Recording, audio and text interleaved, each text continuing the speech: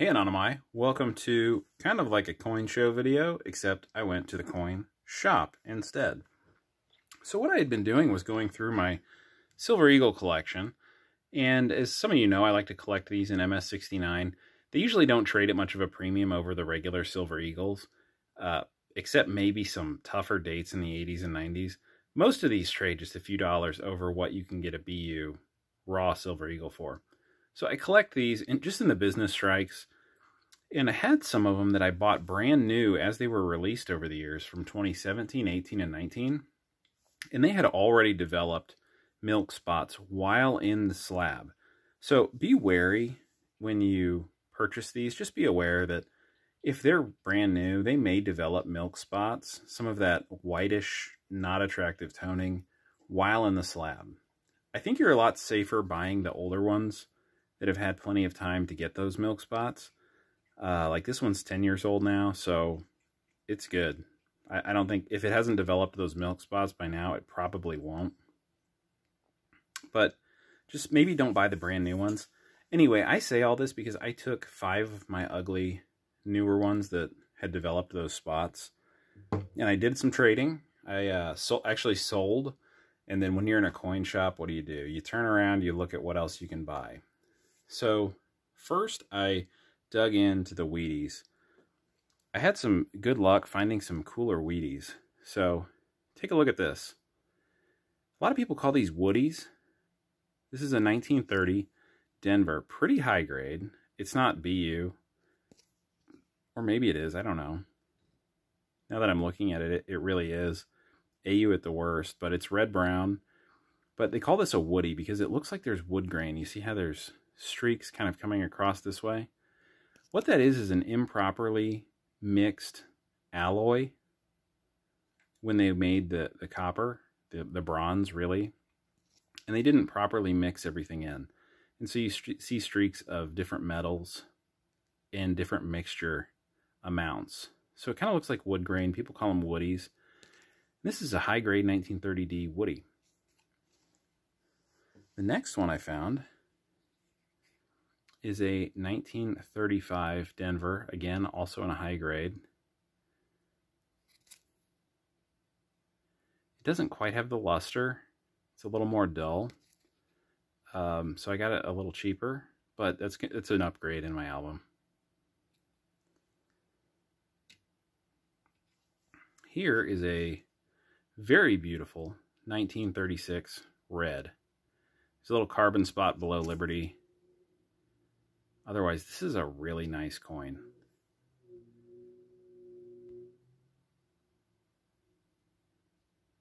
Great strike. Minimal contact marks. That's probably MS65. A few marks in the field, and that carbon spot bring it down to about a 65. I'm going to save this one for last. It's the nicest of the set. I did pick this up for $1. It's a 43D. As you can see, it's actually a very nice strike, and it has incredible luster. The reverse is the nicest. But along the edges, there's just a little bit of corrosion. I think if that corrosion wasn't there, this would be a very high-grade specimen. I ended up giving $1 for this, but it was beautiful. I can't pass it up when I see a nice steely that isn't reprocessed. Here's the beauty.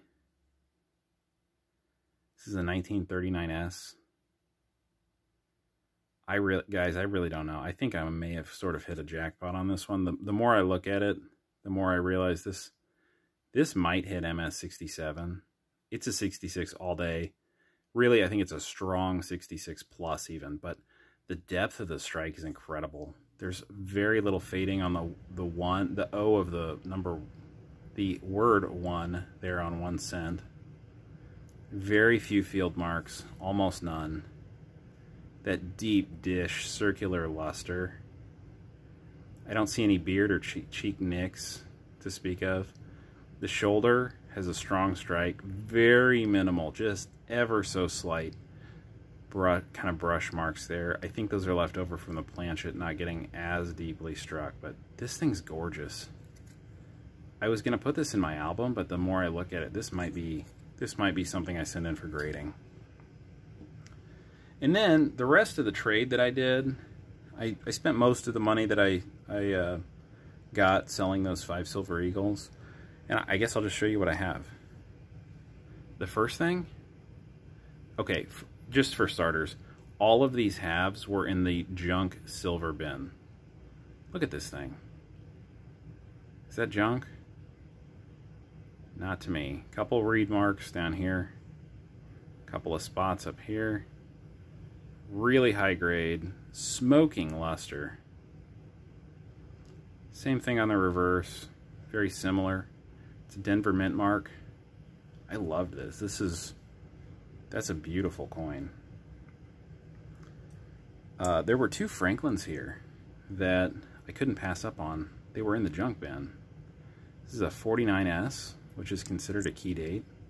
Now, I realize this is not BU or anything, but it seems to me this should go for more than junk silver price. So I snagged it out of the bin. The other one, 1948. This one's in even better condition than the 49S.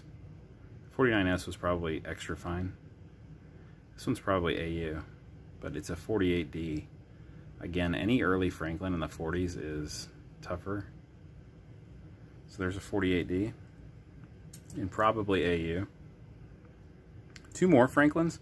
I actually have a circulated set of Franklins that I needed to finish, and I made a mistake. This is a 63. I need a 63 Philly. This one's a Denver. So I need to probably just trade this one out with somebody who's willing to do the trade and doesn't care.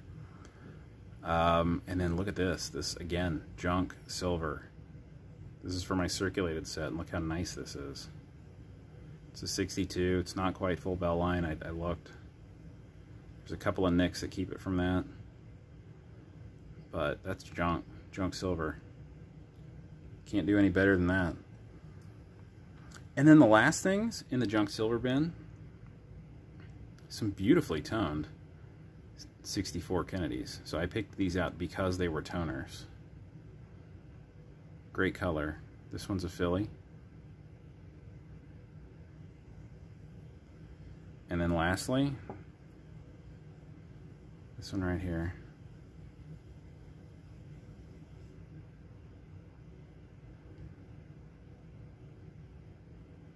What do you think? Maybe the lighting here isn't doing this one justice, but this one's got a lot of rainbowing in it.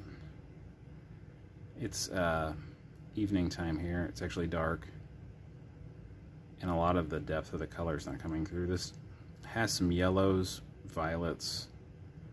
The toning is a little stronger than it's letting on here. I think the lighting might be a little harsh, but anyway, I wanted to share this with you guys. This was all junk silver, and then a few Wheaties pickups. But tell me what your favorite thing is that I was able to dig out of the bins at the coin shop. So leave me a thumbs up and a comment on what your favorite thing was that I found here, and we will see you guys in the next video. Don't forget to subscribe. We love new subscribers. We love repeat watchers. It's fun to see the same people pop up over and over. We love that connection. It's just so wonderful that you guys spend your time on our videos. So we'll see you guys in the next video. Happy hunting.